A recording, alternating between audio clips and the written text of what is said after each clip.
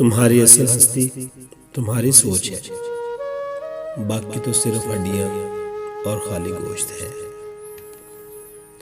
1000 काबिल इंसान मर जाने से इतना नुकसान नहीं होता जितना कि एक अहमक के साहब इख्तियार हो जाने से होता है। इस दुनिया में कोई खजाना सांप के बगैर, कोई फूल कांटे के बगैर और कोई खुशी गम के बगैर नहीं है। अपने दिल को उस वक्त तक तोड़ते रहो जब तक ये खुल न जाए। अपने आवाज के बजाय अपने दलाइल को बुलंद कीजिए।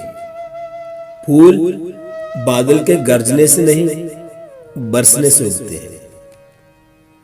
खुदा तक पहुंचने के बहुत से रास्ते हैं, लेकिन मैंने खुदा का पसंदीदा तरीन रास्ता मखलूक से मोहब्बत को चुना। रूमी से किसी ने पूछा, बाबा जी कौन सी मौसीकी हराम है? रूमी ने जवाब दिया, अमीरों के बर्तनों में चम्मच की वो खनक जो गरीब और भूखे के कानों तक पहुंचती हो।